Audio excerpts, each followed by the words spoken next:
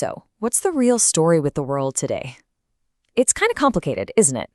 We see incredible progress, but at the same time, there are these massive problems staring us in the face.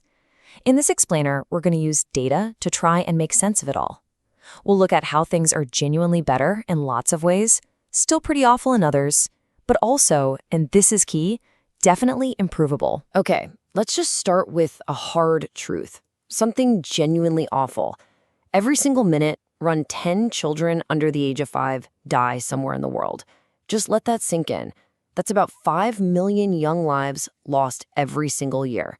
It's this almost invisible tragedy, And it really highlights the scale of the challenges that we're still up against. So here's how we'll break it down. We'll look at the persistent struggle, then dive into the unprecedented global progress. After that, we'll touch on how things are transforming how we live, acknowledge the challenges that remain, and finally, think about shaping a better future. Basically, we're walking through the awful, the better, and the improvable parts of our world. All right, Section 1, the persistent struggle. Let's first dig into where things are still deeply, deeply challenging. This is the awful piece of the puzzle we talked about. Wow, look at this. This chart really lays bare the connection between how wealthy a country is and whether its children survive. In poorer countries, tragically, far, far more children die young, sometimes over 50 times more than in the richest places. It hammers home the point that where you happen to be born can literally be a matter of life and death. Stark inequalities, right there. Now, let's talk income. This shows how global income is spread out. You can see there's been some shift, some catching up, and the middle income has gone up. But let's be real, billions of people are still living on incredibly low incomes, while the wealth at the very top is just staggering. Global inequality? Yeah, it's still enormous. And then there's gender inequality, specifically in unpaid work. Think housework, childcare. Check this out. In every single country shown here, women do way more of this unpaid labor. In India, it's nearly 10 times as much. This isn't just about fairness. This imbalance really affects women's chances in the paid economy, And, of course, we absolutely cannot talk about awful without mentioning climate change. This map gives you a snapshot of temperature anomalies. Basically, how different the temperature is from a recent average. All that red, those are areas significantly warmer than usual.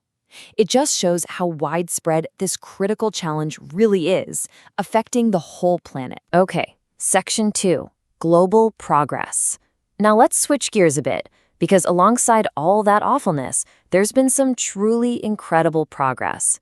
Seriously, in many ways, the world is much, much better than it used to be, thanks to some really unprecedented improvements. This chart is just amazing. It tells the story of humanity's great escape from extreme poverty.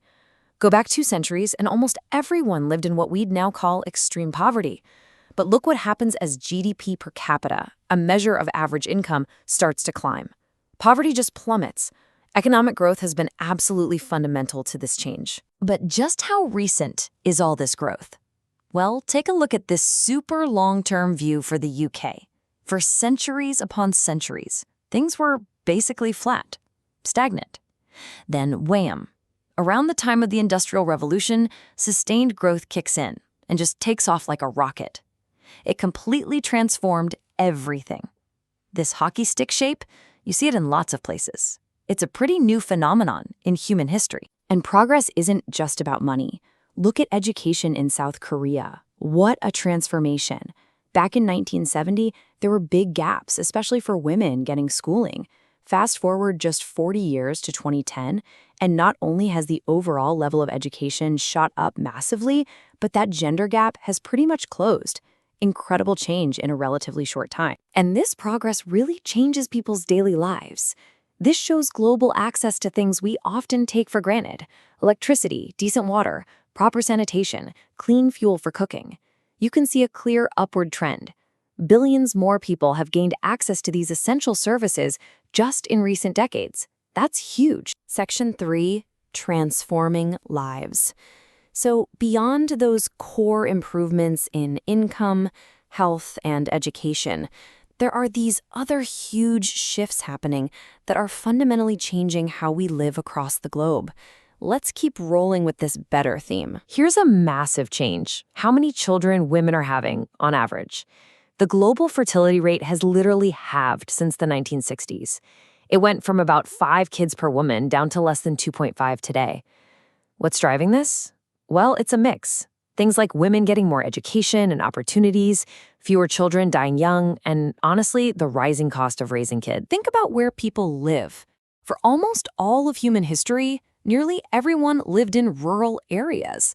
This chart shows just how incredibly recent and incredibly fast the move to cities has been, especially over the last couple of centuries. Now, more than half of all people on Earth live in urban areas. That's a total flip. We're also way more connected through trade than ever before. Look at the value of stuff being exported as a percentage of the world's total economic output, its GDP. It really surged, especially after World War II. Trade grew much faster than the global economy itself. Globalization, right? It's totally reshaped how economies work around the world. Okay, Section 4, remaining challenges. So progress is definitely real. But hey, the world isn't perfect, right? Far from it. Now let's get into the improvable part, the areas where we still have a lot of work to do. Let's revisit that gender pay gap, using the US as an example. What's interesting here is how the reasons behind the gap changed between 1980 and 2010. The gap linked to differences in education pretty much vanished. Good news. But the gaps linked to the types of jobs and industries women and men work in actually became more important drivers of the wage difference. And there's still this significant chunk that's unexplained, which many researchers think is related to discrimination. So the problem changed, but it didn't go away. What about happiness? Does having more money make you happier? Well, generally, people in richer countries do report being more satisfied with their lives. You see that upward trend. But look at all that scatter. Some countries are way happier than their income level might predict, others less so. What does this tell us? Income definitely matters, but it's clearly not the only thing that contributes to our well-being. There's more to the story. And what about that trade boom we saw earlier? Does it automatically lead to economic growth for everyone? Well, there seems to be a positive link here too. Countries whose trade grew faster often saw their economies grow faster as well. But, and this is a really important but, the benefits aren't always spread evenly. Who gains and who might lose out from trade? That needs careful thought and management. It's not automatic progress for all, which brings us nicely to our last section, Section 5, Shaping the Future. Because this whole story isn't finished yet, right? We have agency, we have potential. Understanding what's driven change so far gives us clues about how we can make the world even better. So, what really makes a positive difference?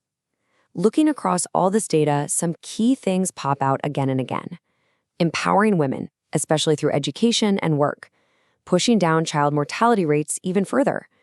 Investing in good quality education, especially early on. Making sure people have access to family planning.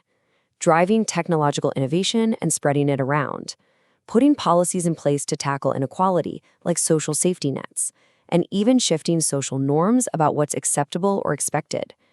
These look like really powerful levers we can pull to build a better future. And we know that targeted efforts can have a massive impact. Take the Perry Preschool Program. This was an experiment providing high-quality preschool to kids from disadvantaged backgrounds. And guess what? Years later, those kids showed major long-term benefits, higher test scores, better graduation rates, better life outcomes overall. It's solid proof that investing early, especially in education, really pays off down the line. So there you have it. The world today, definitely better than it was, still truly awful for far too many people, but absolutely, undeniably improvable. The progress we've seen is real, but it's also uneven and maybe even a bit fragile. Which leaves us with the big question, doesn't it? How do we speed up the better parts while actively pushing back against the awful parts to create a future where everyone, no matter where they're born, truly has the chance to thrive? Something to think about.